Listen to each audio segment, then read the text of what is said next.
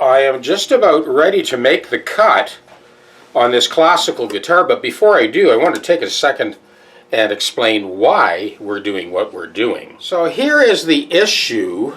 The saddle is so loose in that slot that there's a real danger of that front lip. I see it all the time on classical guitars breaking right off. So we need to get a good press fit. But the challenge is there's a pickup that goes underneath this, and it reduces the depth to almost nothing.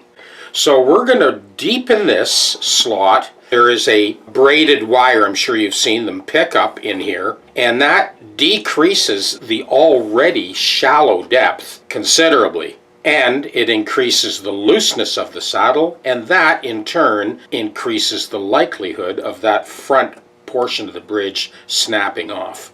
I wanted to take a second to explain that before I make this cut.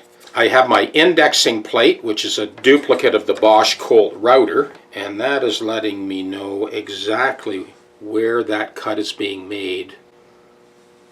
Start point, stop point, and that takes all the guesswork out. Long before you flick the switch on the router, you know exactly where you're going. And you'll see me take this apart after I make the cut.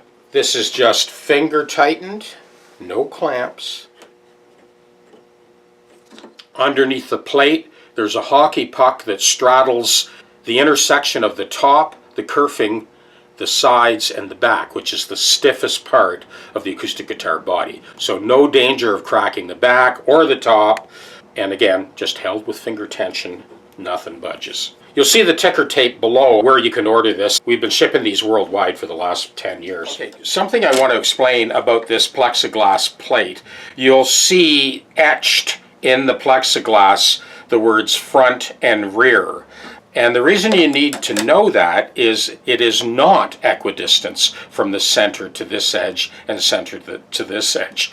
This is the front, this is the rear. We're ready to make the cut.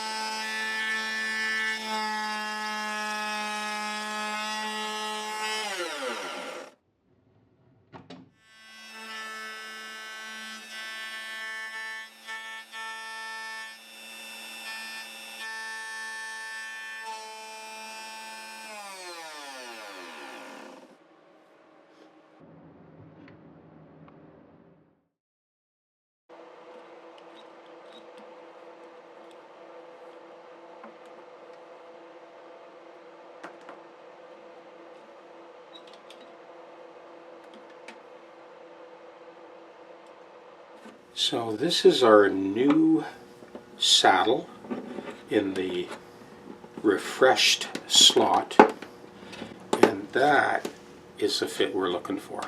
There's no wiggling or jiggling now. Now we'll cut it down to the right height.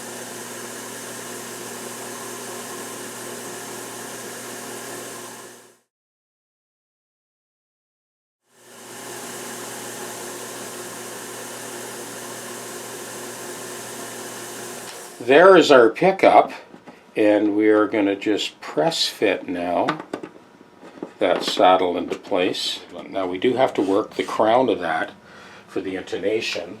Typically with a classical guitar, it is really just the third string that you bring to the back of the saddle. The other strings touch dead center. We're going to bring this one back. Take that out. We'll be right back. Okay, we have worked that third string to the back edge of the saddle. The tail gets caught on the back of the tie block, like this. Again, up and over, and 1/4 inch tail. And put a little pinch in that, and then again, it should grab on the back of the tie block. Okay, so I'm coming past the roller. I'm coming up from underneath. like so, up and over. I'm feeding that back through,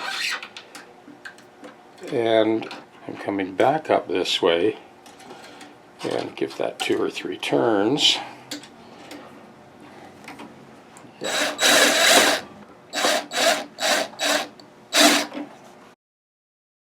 Okay, there's our D string. Same deal, sort of up and over. And then I pinch a little 1/4-inch tail on there, like so, and to the back of the tie block. Good.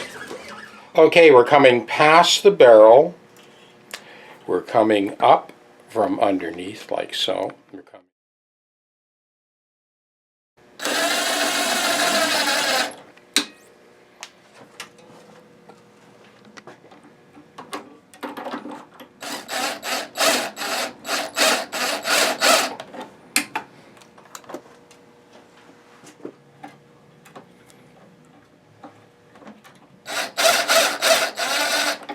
The first string is the one sort of exception to the rule. So I've tied a knot in there, and I'm actually heating this up